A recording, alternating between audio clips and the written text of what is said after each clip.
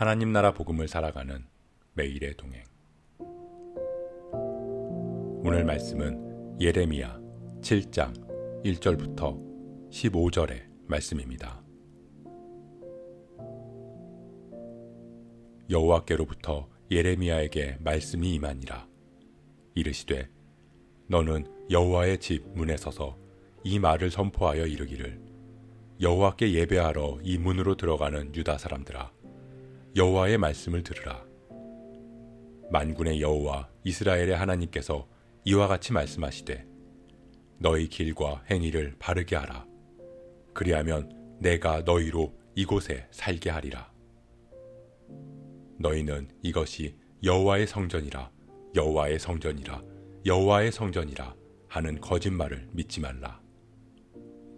너희가 만일 길과 행위를 참으로 바르게 하여 이웃들 사이에 정의를 행하며 이방인과 고아와 과부를 압제하지 아니하며 무죄한 자의 피를 이곳에서 흘리지 아니하며 다른 신들 뒤를 따라 화를 자초하지 아니하면 내가 너희를 이곳에 살게 하리니 곧 너희 조상에게 영원 무궁토록 준 땅이니라. 보라, 너희가 무익한 거짓말을 의존하는도다. 너희가 도둑질하며 살인하며 간음하며 거짓 맹세하며 바알에게 분향하며 너희가 알지 못하는 다른 신들을 따르면서 내 이름으로 일컬음을 받는 이 집에 들어와서 내 앞에 서서 말하기를 우리가 구원을 얻었나이다 하느냐. 이는 이 모든 가증한 일을 행하려 함이로다. 내 이름으로 일컬음을 받는 이 집이 너희 눈에는 도둑의 소굴로 보이느냐. 보라, 나 곧 내가 그것을 보았노라. 여호와의 말씀이니라. 너희는 내가 처음으로 내 이름을 둔 처소 실로에 가서 내 백성 이스라엘의 악에 대하여 내가 어떻게 행하였는지를 보라. 여호와의 말씀이니라. 이제 너희가 그 모든 일을 행하였으며 내가 너희에게 말하되 새벽부터 부지런히 말하여도 듣지 아니하였고 너희를 불러도 대답하지 아니하였느니라. 그러므로 내가 실로에 행함같이 너희가 신뢰하는 바 내 이름으로 일컬음을 받는 이 집 곧 너희와 너희 조상들에게 준 이곳에 행하겠고 내가 너희 모든 형제 곧 에브라임 온 자손을 쫓아낸 것 같이 내 앞에서 너희를 쫓아내리라 하셨다 할지니라.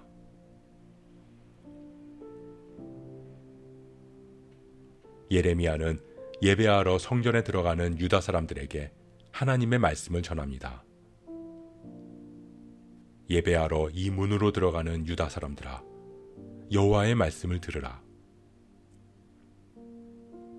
이 말은 곧 하나님께 예배하러 가는 그들이 정작 하나님의 말씀을 듣지 않는다는 것입니다. 그렇기에 성전 문에 서서 여호와의 말씀을 들으라고 외칠 수밖에 없었던 것입니다. 예레미야는 그들에게 외칩니다. 너희 길과 행위를 바르게 하라. 너희는 이것이 여호와의 성전이라, 여호와의 성전이라, 여호와의 성전이라 하는 거짓말을 믿지 말라. 이스라엘은 성전 중심의 신앙을 지키고 있었습니다. 솔로몬을 통해 짓게 하신 이 성전에 하나님께서 거하시겠다고 약속하셨기 때문입니다.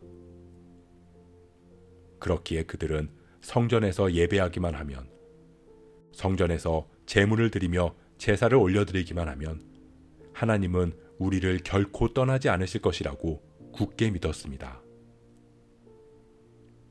하지만 예레미야는 그것이 거짓말이라고 말하며 그 말을 믿지 말라고 전합니다. 오히려 그는 너희 길과 행위를 바르게 하면 너희가 이곳에서 살게 될 것이라고 말합니다. 즉, 성전에서 제사하는 것보다 삶이 더 중요하다고 깨우치고 있는 것입니다. 예배와 삶이 분리된 이스라엘, 그곳에 하나님은 더 이상 계실 수 없었습니다. 이 말씀은 오늘을 사는 우리에게도 동일하게 주시는 하나님의 말씀입니다. 우리는 교회에서 예배하고 헌금하고 봉사함으로 하나님에 대한 우리의 의무를 다했다고 여기기도 합니다. 마치 여호와의 성전이라 여호와의 성전이라 여호와의 성전이라 말하던 이스라엘 백성들처럼 인도자가 이곳에 하나님께서 임재하십니다. 하나님이 우리와 함께 하십니다. 라고 외치지만 정작 그곳에 하나님께서 계시지 않을 수도 있다는 것입니다.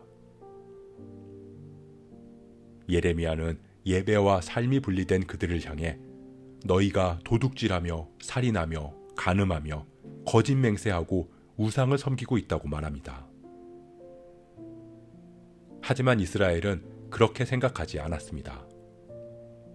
그들은 그런 흉악한 죄를 짓지 않았다고 말합니다.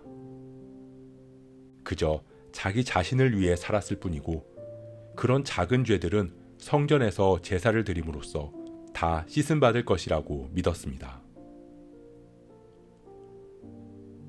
세상에서 어떻게 살아가든 교회에 와서 예배하고 하나님이 당신을 사랑하시고 당신의 모든 죄를 용서하셨습니다.